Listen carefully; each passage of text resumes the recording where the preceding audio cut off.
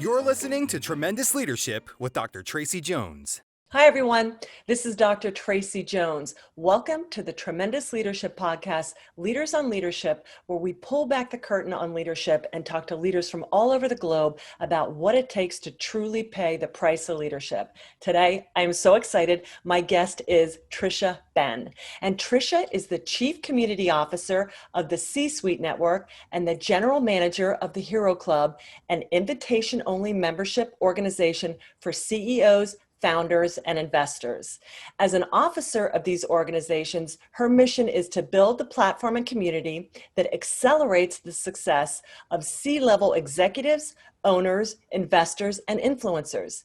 She is a leader in creating an executive community of collaboration based on integrity, transparency, and measuring success beyond numbers alone, what we call the hero factor. Tricia, I am delighted to have you on the podcast today.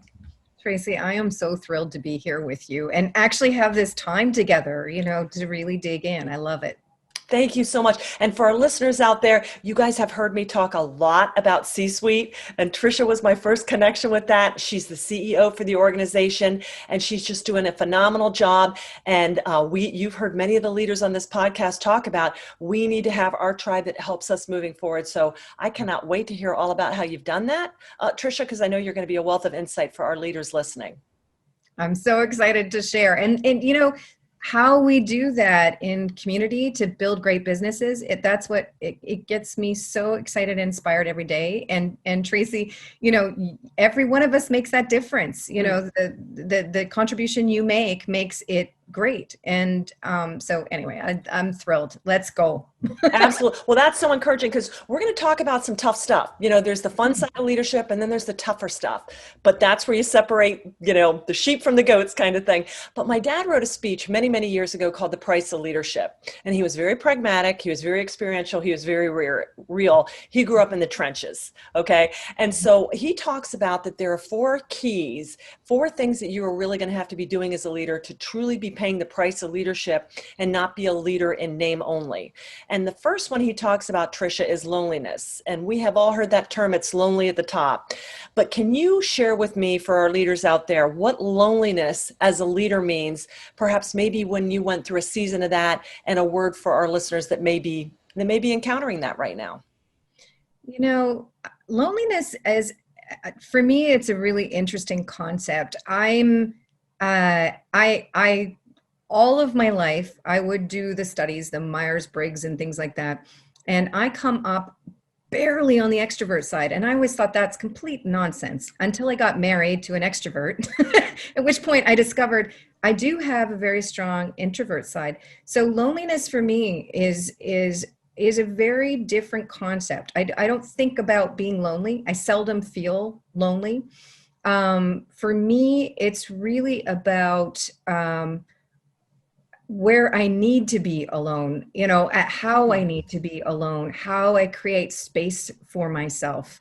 And so it's quite interesting. I don't conceive of it as being alone because I think partly how I am and how I play both in the extrovert and introvert sides of my life, but also I am so fortunate to lead a community where it is all about giving back. It is all about how do we align shoulder to shoulder and how do we serve. And so when I think about loneliness, I think about, where I need to stand, how I take care of myself, because I'm on a mission that's really critical, that is what will feed and fuel successful, not just businesses, but communities. And our leaders that we serve, executives, business owners, investors, influencers, these are all the people that all of our communities rely on. So I seldom feel in any way lonely. I feel a tremendous sense of responsibility and need and desire to serve, to have that greater impact. And I serve the people that have the most impact should they take on that responsibility, and it has meaning for them. And those are the people that we attract, of course, like you, Tracy, into our community. I love that. Well, I love that you talked about when you're giving and serving. I think you said it's tough to be alone. And that's typically if we do feel like we're alone, I tell people, hey, look, you're probably withdrawing a lot more than you're aware of. And if you're, and what was, I don't know if it's Ken Blanchard or Zig Ziglar said that the best way to get what you want is to help enough other people to get what you want. So that service mentality.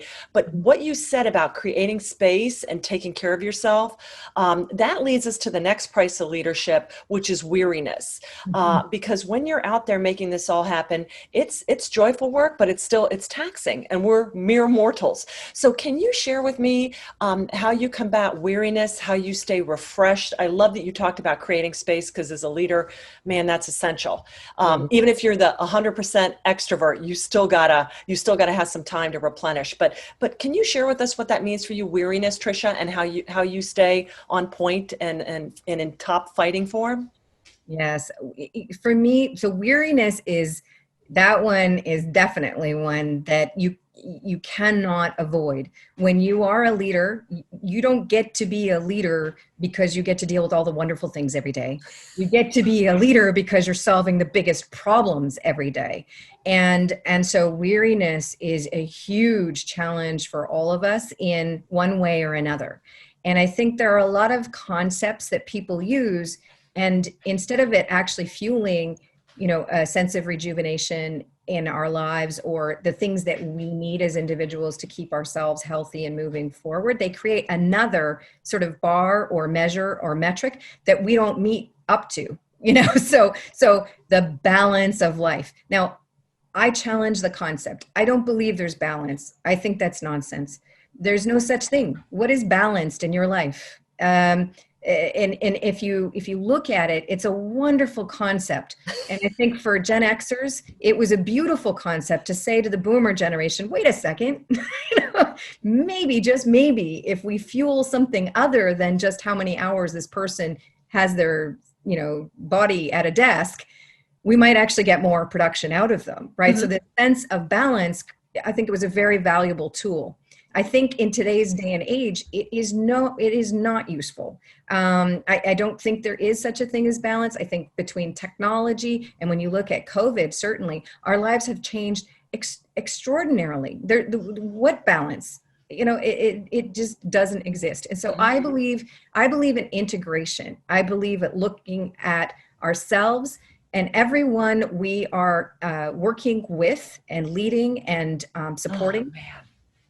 And looking at what does that integration look like. And one of the tools that we use all the time in C-Suite Network with our teams and our partners is, what are your conditions of satisfaction?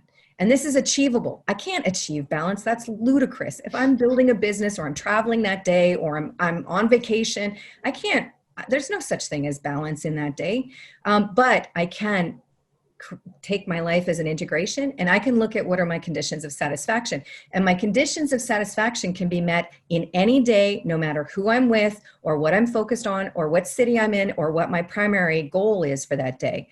So, a very specific example would be, one of my conditions of satisfaction is really reaching for my great every day and helping everyone I touch get to their great. And that there's so much encompassed in that for me. I love what makes people great, and that's different than what makes me great. And I love that so much. And so that is one of my conditions of satisfaction. Well, it doesn't matter what day of the week it is, doesn't matter who I'm with, doesn't matter what my agenda says, I can meet that condition of satisfaction. And so I think we as leaders, we really need to be looking at that weariness question from the perspective of how do we integrate our lives in a meaningful way where our conditions of satisfaction are being met and we're aligned with whatever our ultimate goals are. Mm-hmm. I love that. And I love that you said that, because balance implies like a tipping point. If more of this, then this has to fall off. And I agree. I'm like, and I have people work with me, they're like, I can't sacrifice anything. It all has to knit together. And so I love that you're not so dichotomous about this or that. A win-win means you weave everything together, and every day is a different context. You may need to spend more time with your family. You may need to spend time with an ailing a parent, or you may be able to go full throttle and strategize and drop off the grid for 2 weeks. So I love that you talked about conditions of satisfaction. That's a beautiful, now that we can achieve, because you're right, balance, it's a myth. Yes, it's a myth. And also, we really have to treat ourselves well. And Yes. setting artificial goals, using ridiculous frameworks of judgment are useless. They're worse than useless. They're literally a way to tie our legs and arms together and then say, try to run the race. It's ludicrous. And so I think as leaders on the wearisome pillar, you really have to be thinking of how are you caring for yourself to be able to run that race, and be very conscientious about what metrics you're going to use to aim for and judge by. I love it. Well, it's the old, if a plane, the oxygen goes off, you have to put it on yourself first. You don't put it on everybody else, because you have to take care of yourself first. So and I love that term, frameworks of judgment. Man, is that powerful? And tying your hands and legs together. Okay, awesome. So that's loneliness and weariness. Now, the next thing my dad talked about is abandonment. And he would say, Tracy, we work more on our failure than our success every day, because we're not focused on what we need and ought to focus on, instead of what we like and want to. And this is tough, especially for FOMO entrepreneurs like us that, I can juggle 1,000 ideas at a day, but we shouldn't. And so what does abandonment mean for you? And how do you stay abandoned and focused on what you really need to focus on? So this is something that I am very mission driven. So for me, it's all about the goal and letting the ego go as much as possible, and fueling the growth and innovation and focus against the delivery on that mission for everyone in your organization. Okay. So I have been very, very focused with my team, using very simple diagrams with my hands like this. We are a fast growth organization. That means we need to be innovating like crazy to pull our growth up as fast as we want to see it. And we need to be filling in with our infrastructure to support what we want to keep. And what we don't want to keep, we need to let go off of that as quickly as possible. And so the piece of what we focus on, I like to create as much space as I possibly can for everyone on the team to take leadership in how we innovate and how we test things, because that doesn't cost anyone anything, and you explore and discover things that it would take months or years to get to. And so when I think about abandonment, I'm thinking about testing and not having any ego attachment to what doesn't work. And we have some great examples over the last 8 months that I can now use as frameworks for the team to understand really quickly what I'm talking about when I'm pushing in a different line of our business. Okay. Can you tease that out or unpack that when you say, I got the goal plus the innovation plus the infrastructure minus the ego, but when you say test it, and you explain how you've done that in the past 8 months, how you've seen that work out? Okay, so this is beautiful because it ties into how we met. So the origin story of Celebrate. Now, Celebrate was the event that we met at and where you and I were introduced, and it is wonderful. I mean, it's beautiful. I have met people that I absolutely feel are part of my family through that event that I never even would have met, let alone had that sense of belonging and closeness with. And it has been the event that we've brought in the most number of members. We have tremendous participation, and it's a Friday evening. We have, there's just nothing we've done in person or virtually that's been as successful as that event for us. Now, the thing that's really interesting about that is we launched that on April 17th. We were grounded in terms of flight and our normal business, which was mostly in person, on March 16th.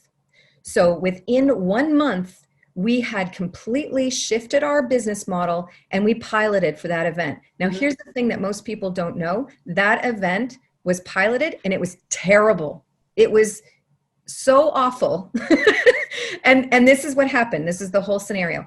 I said to my BD team, our whole world has changed.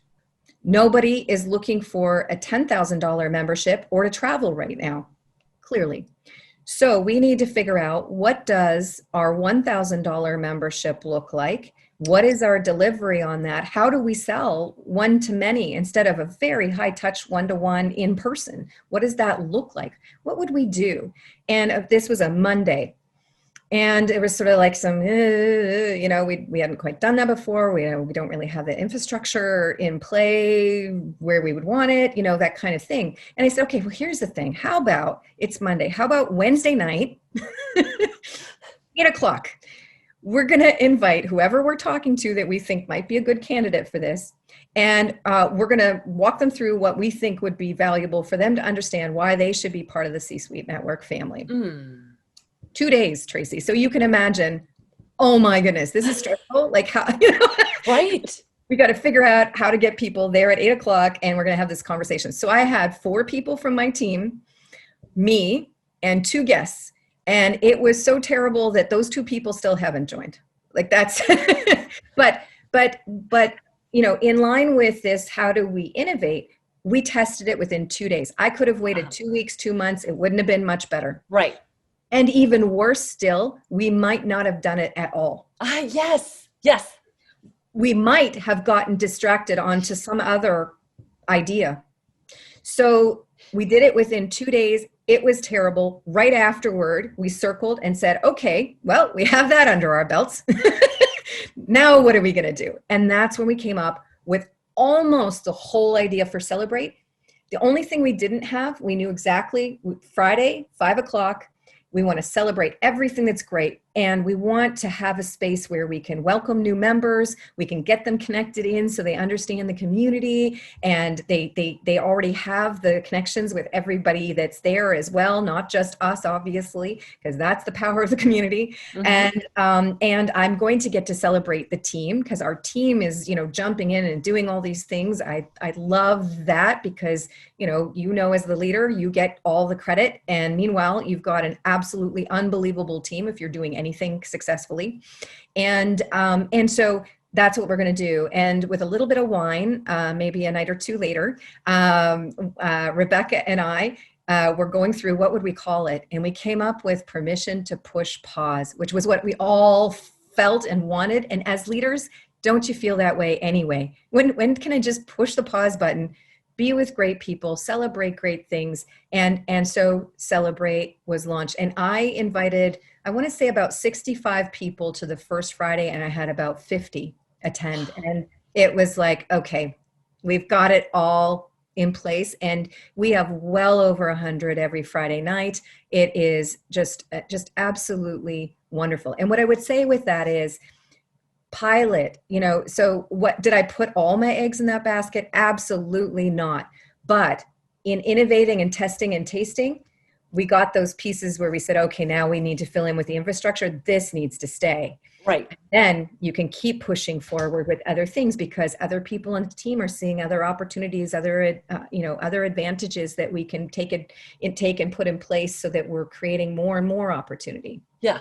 Oh, well, I think it was Patton that said, like, a poor plan executed today is better than a perfect plan made tomorrow. Something like that, which means don't wait. My dad would call that production to perfection. We're not God. We're never going to get just right. But every time you do it, you collect data, and you're testing and you're piloting, and then you keep the good and you just keep dialing it in until. So I mean, I love that. So you have to abandon this fear of, I got to get this right. Like, I just started podcasting when it happened, and we have like triple digits. People are like, are you kidding me? And I'm like, people are like, well, I want to start, but I don't know. And I'm like, I just had a Zoom thing and I hit record. I mean, I didn't know I had to have all this launch and all this other stuff behind it. I'm just kind of figuring out as we go. And yes, I'm much better, and I've got much sexier backgrounds and graphics and stuff that I did in the beginning, but I never would have done it, because I never would have done it. Yeah. So I love that that's how that grew. And I love that you had people in there, and that's how you re-honed your niche as far as abandoning what it was in the past. And this is what it's going to be in the new world. And you'll always have this, even if we go back to the other one. Now you have yet another way to touch people. Yes. And a structure to reinforce and support the team in terms of what incredible leadership they demonstrated in supporting this happening and going through that process together.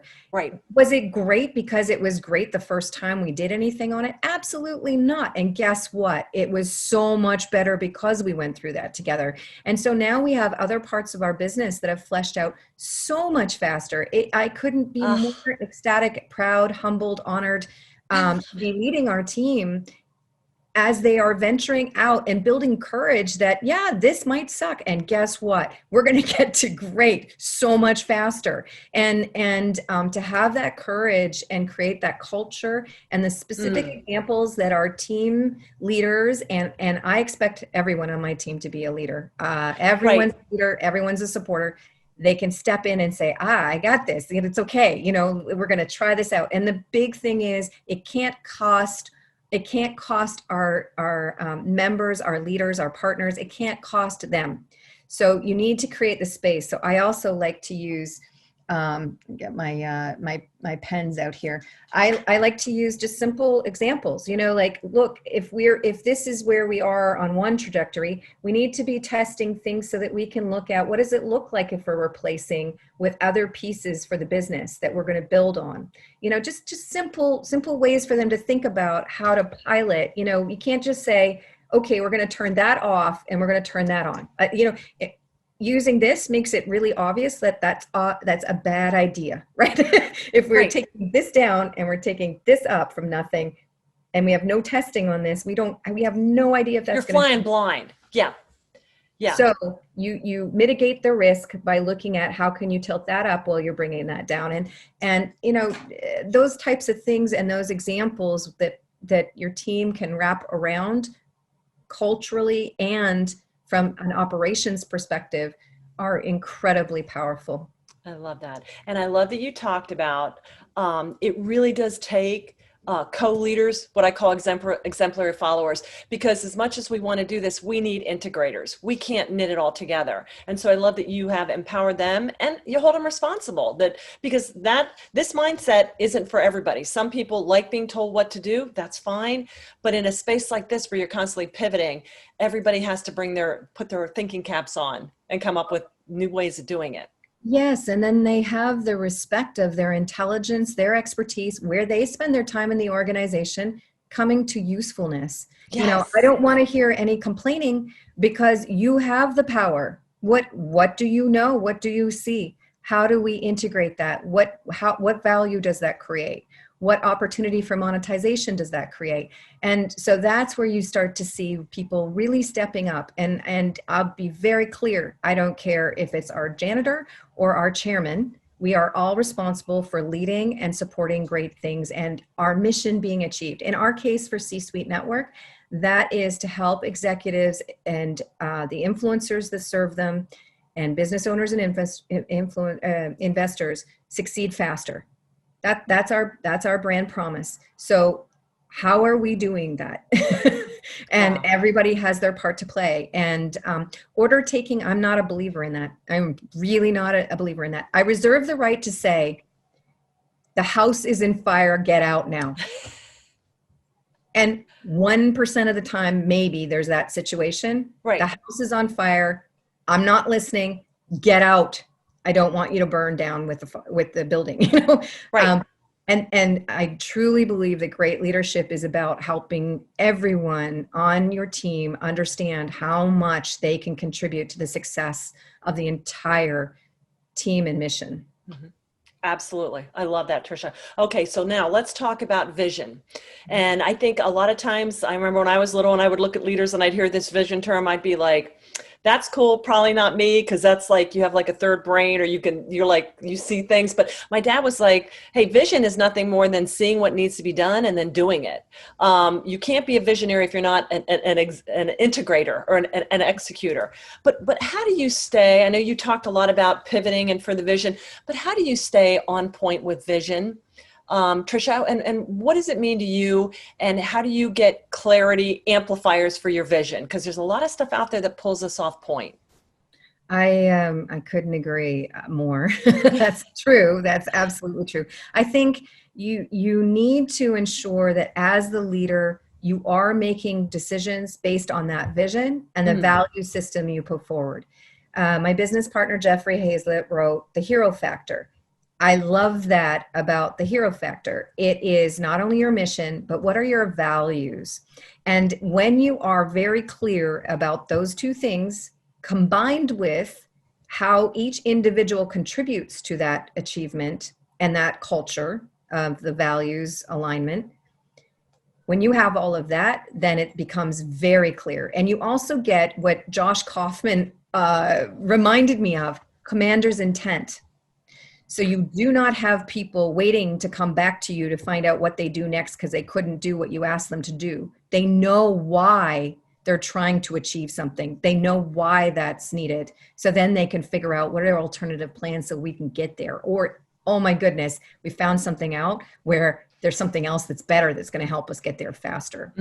So those, I think, are really the keys of how you create that alignment. And then there are specific tools that I've used over the years that I find useful. And I think tools, I always love hearing what people are using. And I know there are people listening right now that have, tools that they use, and you can hear different things in it where you think, I haven't done that for a while, or I hadn't thought of it that way.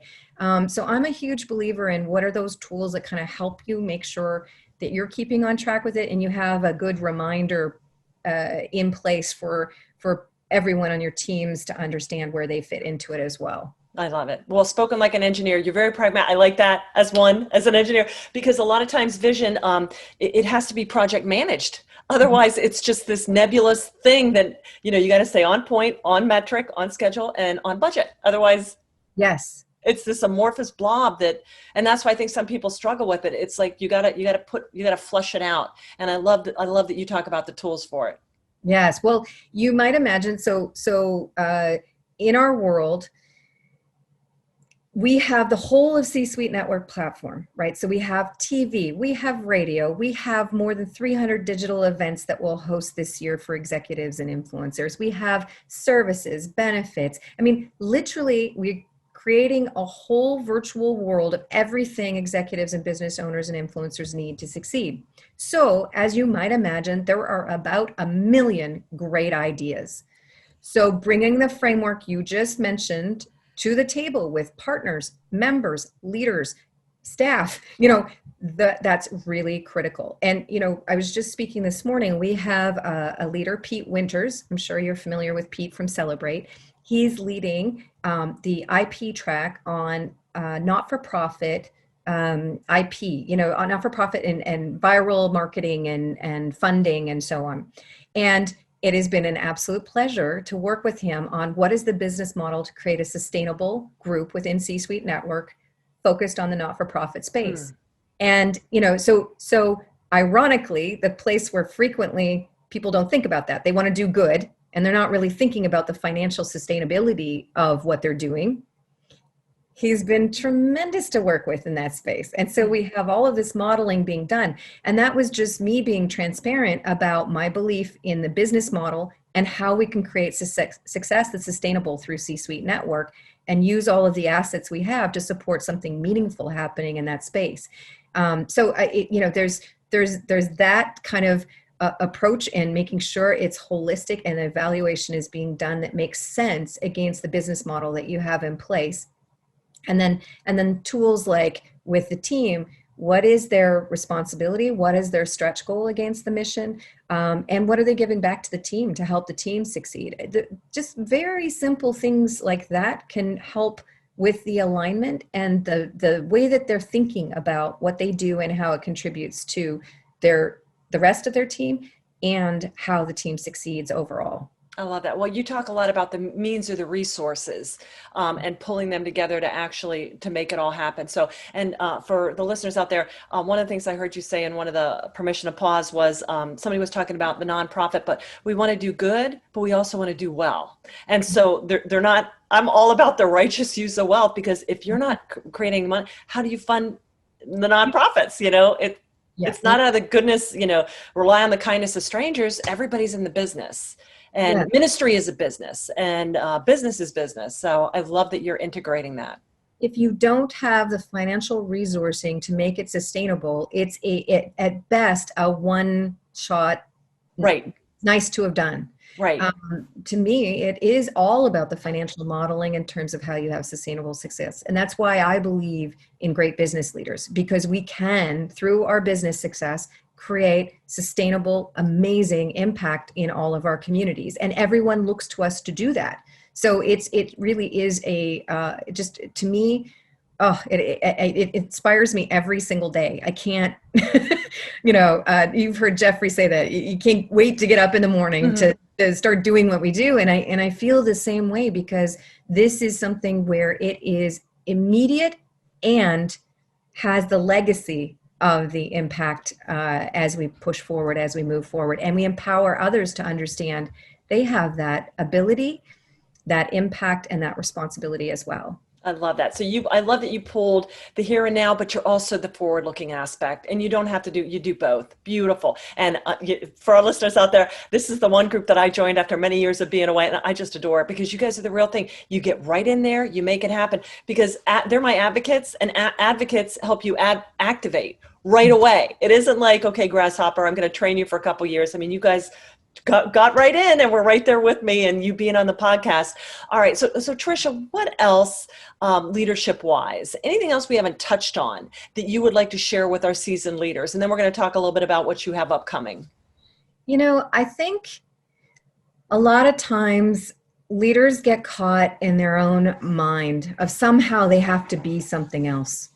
And I think the whole notion of what authenticity is and what great leadership is really about how we translate it for ourselves, so that we live in an authentic space of our own great leadership and stop trying to measure up to someone else's version of what leadership is. And I think, that piece of it is really overlooked in so many ways. If we just accept each one of us has tremendous capability for leadership, all in different ways, then the question becomes, how do we collaborate to succeed together in doing something we think is worthwhile doing? And I think now, with just this screen that we have to impact everybody, right? Our teams included. I haven't been able to sit with my team for the whole year. But I sit in this space, and I sit in this space with so many incredible leaders all across the world. And the authenticity that this little tiny square conveys is unmistakable. We don't have the smoke and mirrors of big stages and, different experiences outside of this square with what we are going through with COVID. And I think it's a time where, as leaders, we can really just look to how do we serve, how do we just accept what our strengths are and collaborate with people where we're going to achieve what we want to achieve. And I do not mean that in a not financially beneficial way, Right. I mean that in how do we really accelerate our growth so that with that financial success, we keep having greater impact and showing people the way in terms of really great business, because great business isn't a one-win scenario. Great business is about sustainability and the impact we can have and building even greater. And you hit on this about who you want to be as a leader. And I know a lot of times with leadership, we don't even look at what do we want to do.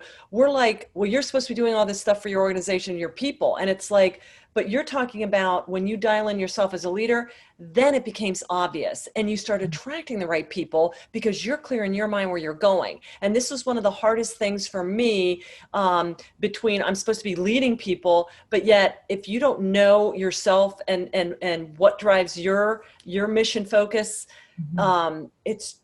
it's just not going to work. Or you're going to do okay, but you're going to constantly be looking for the next thing because you're going to be like, I'm just kind of adult babysitting people and I'm not really in my zone of what is the best and purest source of what does Tracy want to be when she grows up? So right. I love that you hit on that. Take care of yourself first, and then the entity will start meshing into what it's supposed to be. Well, and embrace it. Like when we look at other leaders that we say, wow, they're incredible. And look what they've achieved. What are the pieces that fit for you? And the pieces that don't, just like those new ideas, throw them away. Right. Right. That's awesome. That person's got strengths in those ways. Fantastic. And these are the little pieces that are really authentic for me and work for me in my leadership. And then that's, again, where you come into the appreciation of diversity and how you build teams and how you collaborate and so on, because we should not be ever everything or in any way measuring ourselves that way. And I don't want my team to do that. I literally say, I assume that you're a grown adult. Therefore, there are things you're good at and there are things you are not good at. I don't care what they are. I don't want you to even think about them while you're here. I want you focused on what your great is and how do we accelerate that. And we need to do that certainly with ourselves. And, there's so many examples about how we're invited not to take that perspective, but really what it does is that just creates noise in your head that slows you down. And as a leader, that's expensive. All the things that we've talked about that can that really can debilitate us as leaders, shut us down as leaders. I truly believe that most of it comes from that space of how we create noise, what we choose to measure ourselves against, and how we take in the information that we're gathering. Oh, I love it. I love it. Okay, so what is next for you, Tricia? You said you have a book coming out. Can you tell me a little bit about that? It's been a horrendous experience for me because I am very much dedicated to doing things I'm talking about and seeing the success for everyone that I serve every day in my business and in the whole community. So it's been interesting, and I had it almost finished before COVID, and then COVID happened, and I just. But now it was nearly finished, and COVID allowed me to refocus. And I had one of my leaders in my Hero Club say to me, Tricia, he wanted to read my rough, read it, and he said, I think you're the empathetic leader. I think that's the title. And at first I really wasn't sure what to think of it. I absolutely think empathy is critically important. But then the more I started thinking about it in terms of what it means and how we empower people, how we allow them to be us, and how we become them in terms of aligning them on the mission and giving them the respect of owning that mission shoulder to shoulder, regardless of title or, what your function actually is, etc. The more I loved it. And part of my subtitle has the term pathways in it. And I love that word, even though it's kind of an ugly word. I love playing with words. It's kind of an ugly word, but I love it because it's counter to all the nonsense out there about one type being better than another, or one kind of leadership, or, that's nonsense. I just think it's nonsense. You're an introvert, you're an extrovert. It makes no difference in terms of whether you're going to be a great leader. There's so much that really matters in terms of great leadership. And most of that is about the internal work we do to align ourselves on what we are trying to achieve, why we're trying to achieve it, and who we choose to take on that journey, and the acceptance and authenticity of what all of that is for each of us. And that's where you get into that higher level of really great leadership. And so I'm and I also have leading and supporting. And again, this notion that a leader just leads is ludicrous. The more you are the person with final sign off, or the final customer, ultimately speaking, in terms of having to deal with the toughest things, the more you are actually supporting the leaders within your team at every level.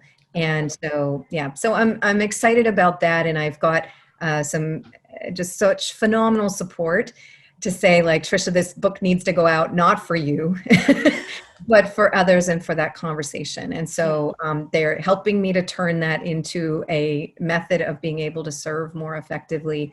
And so I'm excited about that. I know you have more books, and but I've heard the first one is just always the most challenging. So I'm going to be truly relieved when that is out and done. So excited. Well, Tricia, how can people get a hold of you?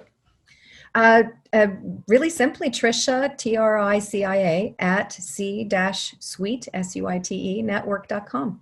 Okay, awesome. Awesome. Well, to our listeners out there, I love this group. I love Tricia, and I'm so thankful that you were on this today. And I would really recommend for our listeners out there, please connect with Tricia. Check out C-Suite. We got a lot of seasoned listeners that listen, a lot of entrepreneurs. You can't do it on your own. You're not meant to do it on your own.